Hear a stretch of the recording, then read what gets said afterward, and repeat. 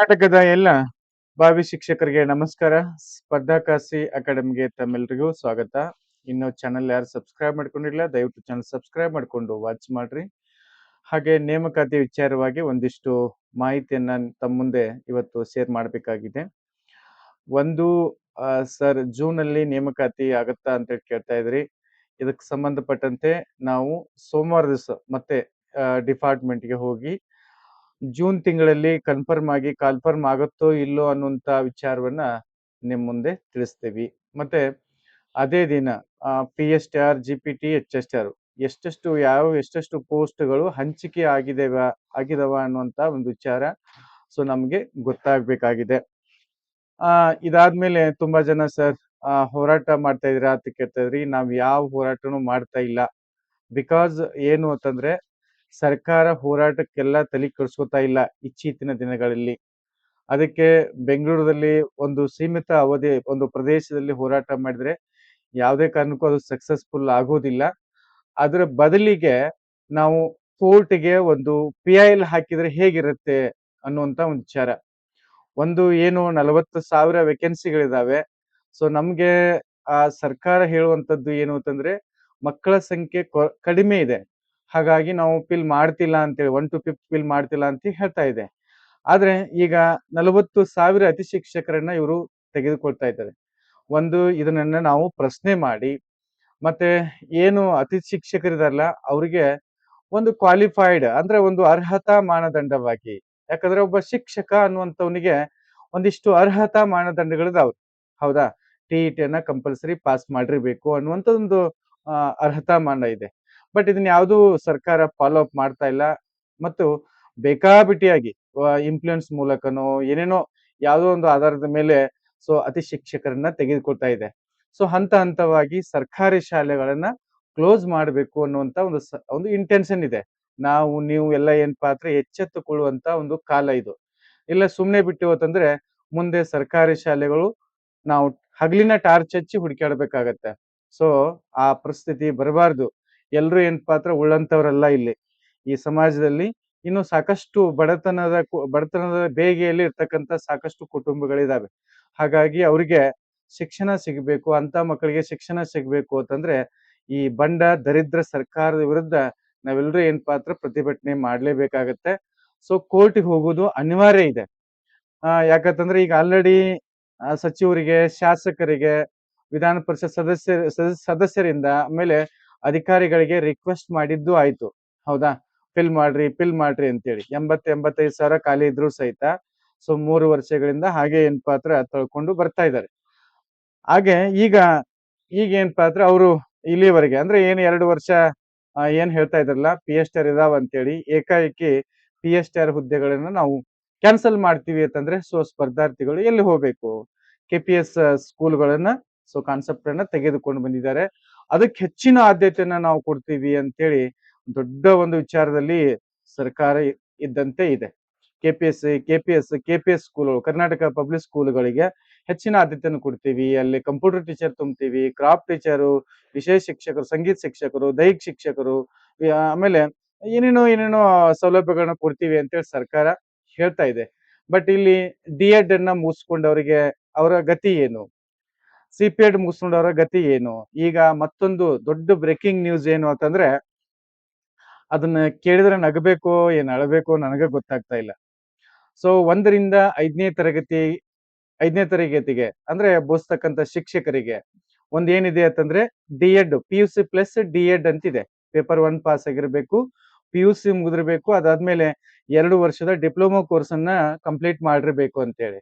ಇಲ್ಲ, ಈಗ ಸರ್ಕಾರದ ಹೊಸ ವರ್ಷ ಏನು ಅಂತಂದ್ರೆ ಇಲ್ಲ ನೋಡಿ, ಬರೀ PUC ಪ್ಲಸ್ D.Ed ಆದ್ರೆ ಆಗೋದಿಲ್ಲ, ನಮಗೆ ಡಿಗ್ರಿನೂ ಬೇಕು ಅಂತೇಳಿ ಸರ್ಕಾರ ಈಗ ಹೊಸ ರೂಲ್ಸ್ ಅನ್ನ ಹಾಕ್ಲಿಕ್ಕೆ ಹೊರಟಿದೆ. ಅಂದ್ರೆ ಇನ್ನು ಮುಂದೆ ಏನಪ್ಪಾ ಅಂತಂದ್ರೆ GPT ಮಾದರಿಯಲ್ಲಿ ಅಂದ್ರೆ GPT-ಗೆ ಏನು ಕ್ವಾಲಿಫಿಕೇಶನ್ ಬೇಕಲ್ಲ, ಆ ಮಾದರಿಯಲ್ಲಿ ಸರ್ಕಾರ ಡಿಗ್ರಿಯನ್ನ ಕಂಪಲ್ಸರಿ ಮಾಡ್ಲಿಕ್ಕೆ ಹೊರಟಿದೆ. ಇದು ದೊಡ್ಡ ಅನ್ಯಾಯ ಇದು. ಯಾಕಂತಂದ್ರೆ ನಾವು ಕೆಳಮಟ್ಟದಲ್ಲಿ ಏನು ಅಂದ್ರೆ 1 to 5th, 6 to 8 ಹೈಸ್ಕೂಲು, ಯಾರಿಗೆ ಏನೇನು ಬೇಕೋ ಅದೇ ಕ್ವಾಲಿಟಿಯನ್ನ ತರಬೇತಿಯನ್ನ ಪಡ್ಕೊಂಡಿರ್ತಾರೆ. ಬಟ್ ಅವ್ರನ್ನ ತೆಗೆದು ಇಲ್ಲಿ ಹಾಕಂಗಿಲ್ಲ, ಇಲ್ಲಿ ತೆಗೆದು ಅಲ್ಲಿ ಹಾಕಂಗಿಲ್ಲ. ಇದು ದೊಡ್ಡ ಅಕ್ಷಮ್ಯ ಅಪರಾಧ.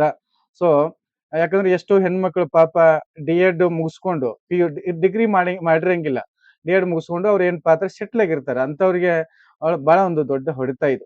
ಓಕೆನಾ? ಸೊ ನಮ್ದಷ್ಟೇ ನಾವು ನೋಡ್ಕೋಬಾರ್ದು ಯಾವಾಗ ಅಲ್ಲಿ. ಇನ್ನ ಆ ಈ ವಿಚಾರವಾಗಿ ಆಮೇಲೆ PSTR ಹುದ್ದೆಗಳನ್ನ ಸೊ ಈ ಬಾರಿ ಕಾಲ್ಫರ್ಮ್ ಆಗ್ಲೇಬೇಕು ಅನ್ನುವ ಕಾರಣಕ್ಕಾಗಿ ಎಲ್ಲರ ಹತ್ರ ಇದ್ರ ಬಗ್ಗೆ ಸಾಕಷ್ಟು ಚರ್ಚೆಗಳನ್ನ ಮಾಡಿದೀವಿ. ನಾಳೆ ಮತ್ತೆ ಸೋಮವಾರ ದಿವಸ ಮತ್ತೆ ಇದ್ರ ಬಗ್ಗೆನೂ ಚರ್ಚೆ ಮಾಡುವುದಿದೆ. ಮತ್ತೆ ಸುಮಾರು ಜನ ಸರ್ 1 ವರ್ಷ ಆಯ್ತು ನೀವು ಕೋರ್ಟ್‌ಗೆ PIL ಹಾಕ್ತಂತ ಹೇಳಿ ನೀವು ಸುಳ್ಳು ಹೇಳ್ತಾ ಇದೀರಾ ಅಂತ ಕೇಳ್ತಾ ಇದ್ರಿ. ಸೊ ಕುಳಿತುಕೊಂಡು ಕಮೆಂಟ್ ಮಾಡುವುದಲ್ಲ PIL ಹಾಕುವುದಂತಂದ್ರೆ. ಅಲ್ಲಿ ನೀವು ನಾನು ಆರಾಮಾಗಿ ನೆಟ್ ಸಿಗತ್ತೆ, ಮೊಬೈಲ್ ಸಿಗತ್ತೆ, ಯಾರನ್ನೂ ಏನಪ್ಪಾ ಅಂದ್ರೆ ಹೇಳ್ತೀನಿ ಕೇಳ್ತೀನಿ ಅಲ್ಲೇ ಕೂತ್ಕೊಂಡು. ಒಂದ್ಸಲನೂ ಬೆಂಗಳೂರಿಗೆ ಬರುವಂತದ್ದಲ್ಲ. ಇಲ್ಲಿ ಬಂದು ವಾಸ್ತವಿಕ ಸ್ಥಿತಿಯನ್ನ ಅರ್ಥ ಮಾಡ್ಕೊಂಡು ನಾವು ಪ್ರತಿದಿನ ನಮಗೂ ಏನಪ್ಪಾ ಅಂದ್ರೆ ಒಂದು ವೈಯಕ್ತಿಕ ಜೀವನ ಅನ್ನುವಂಥದ್ದಿದೆ. ಸೊ ಮನಿ ಮಠ ಎಲ್ಲವೂ ಇದೆ. ನಾವೇನಪ್ಪಾ ಅಂದ್ರೆ ಎಲ್ಲವೂ ಬಿಟ್ಟು ನಿಂತಿಲ್ಲ.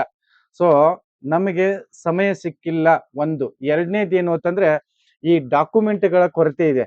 ಏನ್ ಡಾಕ್ಯುಮೆಂಟ್ ಅಂತಂದ್ರೆ ಒಂದ್ಸಲ ನಾವೇನಾದ್ರೂ PIL ಹಾಕಿದ್ರೆ ಅದು 100% ಮುಂದಿನ ಒಂದು ರಾಜ್ಯದ ಇತಿಹಾಸದಲ್ಲಿ ಒಂದು ಮಾದರಿ ಆಗ್ಬೇಕು.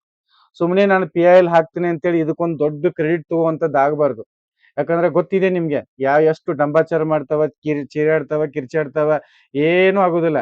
ಸೊ ನಮ್ದು ಆ ಮಾದರಿ ಒಳಗೆ ಆಗ್ಬಾರ್ದು ಅನ್ನೋ ಕಾರಣಕ್ಕಾಗಿ ಸೊ CSS ಸೆಲ್‌ಗೆ 1 ವರ್ಷ ಮೇಲಾಯ್ತು ನಾವು ಮಾಹಿತಿಯನ್ನ ಕೇಳಿ. ಇದುವರೆಗೆ ಯಾವುದೇ ರಿಪ್ಲೈಯನ್ನ ಕೊಟ್ಟಿಲ್ಲ. ಸೊ ಸಾಕಷ್ಟು ಬಾರಿ ಮನವಿ ಮಾಡ್ಕೊಂಡ್ರು ಸಹಿತ ಖಾಲಿ ಹುದ್ದೆಗಳು ನೈಜತೆಯನ್ನ ನಾವು ಪರಿಶೀಲಿಸಲಿಕ್ಕೆ ಅಂದ್ರೆ ಪೇಪರ್ಸ್ ಬೇಕು ನಮ್ಗೆ ಅಲ್ಲಿ. ಎಷ್ಟು ಹುದ್ದೆಗಳು ಏನಿದೆ ಅಂತೇಳಿ. ಇಲ್ಲಿ ಈಗ ಆಲ್ರೆಡಿ ನಮ್ಮ ಶಾಲೆ, ನಾನು ಕಲ್ತಿರ್ತಕ್ಕಂಥ ಶಾಲೆ ಅಥವಾ ನನ್ನ ಸುತ್ತಮುತ್ತಲಿನ ಶಾಲೆ ಏನ್ ಸ್ಥಿತಿಗತಿಗಳದಾವ ಅವುಗಳ ಬಗ್ಗೆ ಮಾಹಿತಿ ಬೇಕು. ಬರೀ ಮಾಹಿತಿ ಕೇಳಿದ್ದನ್ನ ವಾಪಸ್ ಕೊಡ್ಲಿಕ್ಕೆ 21 ಡೇಸ್ ಅಲ್ಲಿ ಕೊಡ್ಬೇಕು. ಆದ್ರೆ 3-4 ತಿಂಗಳ ಕಾಲ ಏನಪ್ಪಾ ಅಂತಂದ್ರೆ ನೋಡಿ ಮೊದಲ ಇದೊಂದು ಮಾಹಿತಿ ಇದು ಈ ಬಂದಿರ್ತಕ್ಕಂಥದ್ದು. ಅದಾದ್ಮೇಲೆ ನೋಡಿ ಇಲ್ಲಿ 4 ಏನಪ್ಪಾ ಅಂದ್ರೆ ಪೇಪರ್ಸ್ ಬಂದಾವ್ ಇದಕ್ ಸಂಬಂಧಪಟ್ಟಂತನ. ನಿಮ್ಗೆ ಅಲ್ಲಿ ಕಳ್ಸೇವಿ, ನಿಮ್ಗೆ ಇಲ್ಲಿ ಕಳ್ಸೇವಿ, DDP ಆಫೀಸ್ಗೆ ಕೋರಿದೀವಿ, ಅಲ್ಲಿ ಶಾಲೆ ಬರೀ ಇಂಥವನ್ನದೇ. ಈ ಪೇಪರ್ಸ್ ಅನ್ನ ಕಲೆಕ್ಟ್ ಮಾಡುವಂತದ್ದು ಅಷ್ಟು ಸುಲಭ ಅಲ್ಲ. ಅಲ್ಲಿ ಕುತ್ಕೊಂಡು ಕಮೆಂಟ್ ಮಾಡುವಷ್ಟು ಸುಲಭ ಅಲ್ಲ. ಸೊ ಅದ ಹೇಳಿನಲ್ಲ, ನಮ್ಮ ವೈಯಕ್ತಿಕ ಕೆಲಸಗಳು, ಅಕಾಡೆಮಿ ಕೆಲಸಗಳು ಇವಿಷ್ಟೆಲ್ಲಾ ಇರೋದ್ರಿಂದ ಸೊ ನಮಗೂ ಏನಪ್ಪಾ ಅಂದ್ರೆ ಟೈಮ್ ಇಲ್ಲ. ಹಾಗಾಗಿ ಇವಾಗ ಏನಾದ್ರೂ ಆಗ್ಲಿ ಪರವಾಗಿಲ್ಲ, ಎಷ್ಟೇ ಕಷ್ಟ ಆದ್ರೂ ಪರವಾಗಿಲ್ಲ, ಇದನ್ನೊಂದು ಗತಿಗೆ ಅನ್ಸ್ಲೇಬೇಕು ಅಂತೇಳಿ ಎಲ್ಲ ಕೆಲಸಗಳನ್ನ ಸೈಡ್ಗೆ ಬದಿಗೊತ್ತಿ ಸೊ ನಿಮ್ಗೋಸ್ಕರ ಮುಂದೆ ಏನಪ್ಪಾ ಅಂತಂದ್ರ ಶಿಕ್ಷಕರ ನೇಮಕಾತಿ, ಬೃಹತ್ ನೇಮಕಾತಿ ಆಗ್ಬೇಕು. ಎರಡನೇದೇನು ಅಂತಂದ್ರೆ ಅತಿಥಿ ಶಿಕ್ಷಕರು ಅನ್ನುವಂತ ಒಂದು ಕಾನ್ಸೆಪ್ಟೇ ಇರಬಾರ್ದು. ಇದ್ರೂ ಸಹಿತ ಅದಕ್ಕೆ ಏನಪ್ಪಾ ಅಂದ್ರೆ ನಿಖರವಾಗಿ ಒಂದು ಅರ್ಹತೆಯ ಮಾನದಂಡ ಅನ್ನುವಂಥದ್ದು ಆಗ್ಬೇಕು. ಸೊ ಈ ನಿಟ್ಟಿನಲ್ಲಿ ಸೊ ಇನ್ನು 4-5 ದಿನದಲ್ಲಿ ಆಲ್ರೆಡಿ ನಿಮ್ಗೆ ಹೇಳಿದೀವಿ. ಏನ್ ಹೇಳಿದೀವಿ ಅಂತಂದ್ರೆ ರಾಜ್ಯದ ಎಲ್ಲ ಸ್ಪರ್ಧಾರ್ಥಿ ನಿಮ್ಮ ಆಧಾರ್ ಕಾರ್ಡ್ 2 ಜೆರಾಕ್ಸ್ ಕಾಪಿಯನ್ನ ನೀವು ಸಹಿ ಮಾಡಿರ್ತಕ್ಕಂಥ 2 ಜೆರಾಕ್ಸ್ ಕಾಪಿಗಳನ್ನ ಸೊ ನನ್ನ ಅಡ್ರೆಸ್ಗೆ ಪೋಸ್ಟ್ ಮಾಡ್ರಿ ಅಂತ ಹೇಳಿದ್ದೀನಿ. ಸೊ ಇವು ನಮಗೆ ಅಥೆಂಟಿಕ್ ಆಗಿರ್ತಕ್ಕಂಥ ಅಲ್ಲಿ ಕೋರ್ಟಿಗೆ ನಾವು ಸಬ್ಮಿಟ್ ಮಾಡ್ಬೇಕು. ನಾವು ಎಷ್ಟು ಸ್ಟೂಡೆಂಟ್ಗಳಿದೀವಿ, ಏನ್ ನಮ್ ತೀವ್ರತೆ ಇದೆ ಅನ್ನುವಂಥದ್ದು. ಅದಕ್ಕೆ ಸ್ಪರ್ಧಾಕಾಶಿ ಅಕಾಡೆಮಿ ಇದಕ್ಕೆ ಸಾಕಷ್ಟು ಪರಿಶ್ರಮ ಹಾಕ್ತಾ ಇದೆ. ಆಮೇಲೆ ನಮ್ದೇನ್ ಸಂಘಟನೆ ಇದೆ ಅಲ್ರಿ, ಆ ಸಂಘಟನೆಯನ್ನ ನಾವು ಮತ್ತೆ ರೀಶಫಲ್ ಮಾಡ್ತಾ ಇದ್ದೀವಿ. ಅಂದ್ರೆ ಸಂಘಟನೆಯಲ್ಲಿ ಮತ್ತೆ ಹೆಚ್ಚಿನ ಜವಾಬ್ದಾರಿಯನ್ನ ಆಸ್ಪಿರೆಂಟ್ಗೆ ಕೊಡ್ತಾ ಇದ್ದೀವಿ. ಯಾಕಂದ್ರೆ ಸುಮಾರು ಜನ ಸರ್ ನಮ್ಮ ಒಂದು ಪ್ರತಿ ಜಿಲ್ಲೆಗೆ ನೀವು ಜಿಲ್ಲೆಯ ಜಿಲ್ಲಾಧ್ಯಕ್ಷರನ್ನ ಮಾಡ್ರಿ, ಉಪಾಧ್ಯಕ್ಷರನ್ನ ಮಾಡ್ರಿ, ಸದಸ್ಯರನ್ನ ತಗೊಳ್ರಿ, ಮತ್ತೆ ಸಂಘಟನೆ ಮಾಡ್ರಿ ಅಂತೇಳಿ ಹೇಳ್ತಾ ಇದ್ರಿ. ನೀವೇ ಹೇಳ್ತಾ ಇದ್ರಿ, ನನಗೇನದು ಕಾನ್ಸೆಪ್ಟ್ ಗೊತ್ತಿಲ್ಲ. ಬಟ್ ಇನ್ನು ನಮಗ್ ಏನ್ ಅನಿಸ್ತಾ ಇದೆ ಅಂತಂದ್ರೆ 31 ಜಿಲ್ಲೆಗಳಿಗೆ ಒಬ್ಬ ಜಿಲ್ಲೆಯ ಜಿಲ್ಲಾಧ್ಯಕ್ಷ ಮತ್ತೆ ಉಪಾಧ್ಯಕ್ಷ ಮತ್ತೆ ನಾನು ಆಸಕ್ತಿಯಾಗಿ ನಾನು ಅಂದ್ರೆ ನಾನ್ ಮುಂದೆ ಬಂದು ಕೆಲಸ ಮಾಡ್ತೀನಿ ಅನ್ನುವಂಥವ್ರನ್ನ ನಾವೇನಪ್ಪಾ ಅಂದ್ರೆ ಆಯ್ಕೆ ಮಾಡ್ತಾ ಇದ್ದೀವಿ.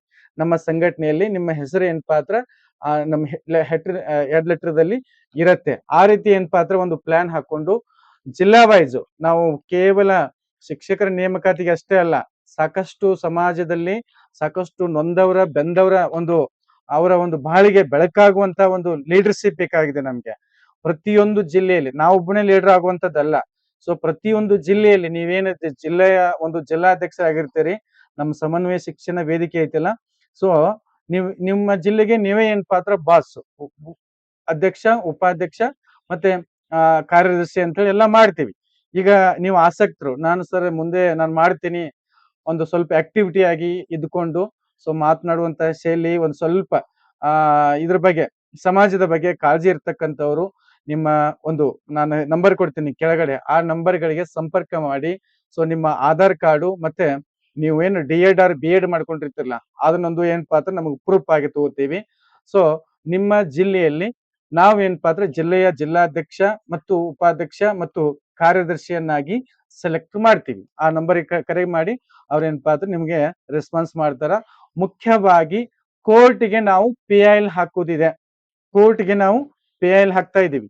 ಈ ಮಾಹಿತಿ ಎಲ್ಲ ಏನಪ್ಪಾ ಅಂದ್ರೆ ಸಾಕಷ್ಟು ಮಾಹಿತಿ ಒಂದು ಏನಿಲ್ಲ ಅಂತಂದ್ರೆ ಒಂದು ಇಷ್ಟು ಮಾಹಿತಿಯನ್ನ ಕಲೆಕ್ಟ್ ಮಾಡಿದೀವಿ. ಸಾಮಾನ್ಯವಾದ ಕೆಲಸ ಅಲ್ಲ. ಸೊ ಒಂದಿಷ್ಟು ಕಮೆಂಟ್ ಹಾಕ್ತಿರ್ತಾವ್ರಿ, ಏನ್ರಿ ಸರ್ 1 ವರ್ಷ ಆತ್ರಿ ನೀವು ಹಾಕ್ಲೇ ಇಲ್ಲ. ಅದಕ್ಕೆ ಏನಿಲ್ಲ, ಅಲ್ಲಿ ಕುತ್ಕೊಂಡು ಕಮೆಂಟ್ ಮಾಡೋದು ಅಥವಾ ಏನೋ ಒಂದು ಪಟಕನ ಹೋಗಿ ಮಾಡ್ಕೊಂಡ್ ಬರ್ತೀನಿ ಅನ್ನುವಂತ ಒಂದು ವಿಚಾರ ಅಲ್ಲ ಅದು. ತುಂಬಾ ಏನಪ್ಪಾ ಅಂದ್ರೆ ಕಷ್ಟ ಇದೆ. ಬಹಳಷ್ಟು ಅದಕ್ಕೆ ನಾವು ಇನ್ನೂ ಡಾಕ್ಯುಮೆಂಟ್ ಅನ್ನ ನಾಳೆ ರೆಡಿ ಮಾಡ್ಕೋತಾ ಇದ್ದೀವಿ.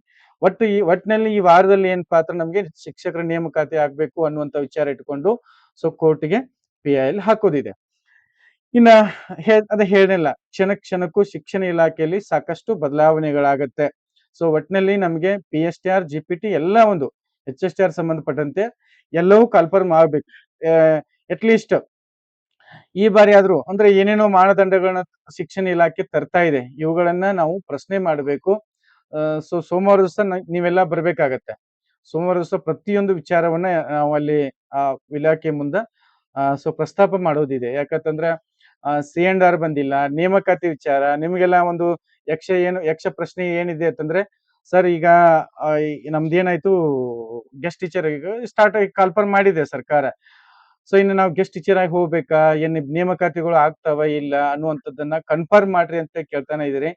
ಸೊ ಅದಕ್ಕೆ ಸ್ನೇಹಿತರೆ ಸೋಮವಾರದವರೆಗೆ ಎಲ್ಲರಿಗೂ ಟೈಮ್ ಕೊಟ್ಟಿದ್ದೀನಿ ನಾನು. ಸೋಮವಾರ ನಿಮ್ಗೆ ಹೇಳ್ತೇನೆ ಅಂತೇಳಿ ಸಾಧ್ಯವಾದಷ್ಟು ಎಲ್ಲ ಪ್ರತಿಯೊಂದು ಮೂಲೆಯಿಂದ ಸೊ ಅವತ್ ನೀವು ಬನ್ನಿ. ಸಾಕಷ್ಟು ಸ್ಪರ್ಧಾಕಾಂಕ್ಷಿಗಳು ಬರ್ತಾ ಇದ್ದಾರೆ. ನೀವು ಸಹ ಏನಪ್ಪಾ ಅಂದ್ರೆ ಬನ್ನಿ. ಮತ್ತೆ ಒಂದು ಆಧಾರ್ ಕಾರ್ಡ್ ಅನ್ನ ನೀವು 2 ಅಟೆಸ್ಟೆಡ್ ಆಧಾರ್ ಕಾರ್ಡ್ ಅನ್ನ ನಿಮ್ಮ ಅಟೆಸ್ಟೆಡ್ ಆಧಾರ್ ಕಾರ್ಡ್ ಅನ್ನ ಒಂದು ಅಡ್ರೆಸ್ಗೆ ಕಳಿಸ್ಕೊಡಿ. ಅಟ್ಲೀಸ್ಟ್ ಎಲ್ರು ಏನಪ್ಪಾ ಅಂದ್ರೆ ಇದರಲ್ಲಿ ಭಾಗಿಯಾಗಿ ನಾವೊಂದು ಏನೋ ಒಂದು ಕೆಲಸ ಮಾಡ್ತಾ ಇದ್ದೀವಿ, ಅದಕ್ಕೆ ತಮ್ಮ ಒಂದು ಸಹಕಾರ ಬಹಳ ಮುಖ್ಯ ಆಗತ್ತೆ. ಸೊ ನಾವ್ಯಾವ್ದು ಪ್ರಚಾರಕ್ಕೋಸ್ಕರನೋ ಅಥವಾ ಡಂಬಾಚಾರಕ್ಕೋಸ್ಕರನೋ ಮಾಡ್ತಾ ಇಲ್ಲ. ಸೊ ನಾವು ಹಿಡಿದಿರ್ತಕ್ಕಂಥ ಕೆಲಸ ಇದುವರೆಗೆ ಏನಪ್ಪಾ ಅಂದ್ರೆ ಸಕ್ಸಸ್ಫುಲ್ ಆಗಿದೆ.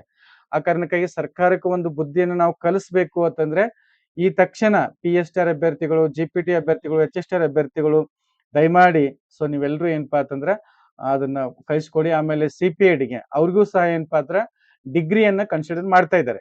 ಒಟ್ನಲ್ಲಿ ಬಹಳಷ್ಟು ಬದಲಾವಣೆಗಳು, ಒಂದ್ ಸ್ವಲ್ಪ ನಿಯಮಗಳಲ್ಲಿ ಏನಪ್ಪಾ ಅಂದ್ರೆ ತುಂಬಾ ಗೊಂದಲ, ಶಿಕ್ಷಣ ಇಲಾಖೆಯಲ್ಲಿ ಸಾಕಷ್ಟು ಗೊಂದಲಮಯ ವಾತಾವರಣ ಏನಪ್ಪಾ ಅಂದ್ರೆ ನಿರ್ಮಾಣ ಆಗಿದೆ. ಸೊ ಇದನ್ನ ಸದ್ಯದಲ್ಲೇ ನಾವು ಎಲ್ಲವೂ ಏನಪ್ಪಾ ಅಂದ್ರೆ ಪರಿಹರಿಸಬೇಕು. ನೇಮಕಾತಿ ವಿಚಾರವಾಗಿ ನಾವು ಸೋಮವಾರ ದಿವಸ ಮತ್ತೆ ಈ PSTR ವಿಚಾರವಾಗಿ ಹೋಗ್ತಾ ಇದ್ದೀವಿ ಇಲಾಖೆಗೆ. ಸೊ ದಯಮಾಡಿ ಎಲ್ರು ಏನಪ್ಪಾ ಅಂದ್ರೆ ಅವತ್ತು ನೀವು ಪಾಲ್ಗೊಳ್ಳಿ. ಕೆಳಗಡೆ ಟೆಲಿಗ್ರಾಮ್ ಗ್ರೂಪ್ ಇದೆ, ವಾಟ್ಸ್ಆಪ್ ಗ್ರೂಪ್ ಇದೆ. ಹೆಚ್ಚಿನ ಮಾಹಿತಿಗಾಗಿ ಸೊ ನೀವು ಅಲ್ಲಿ ಜಾಯಿನ್ ಆಗ್ಬೋದು. Thank you so much.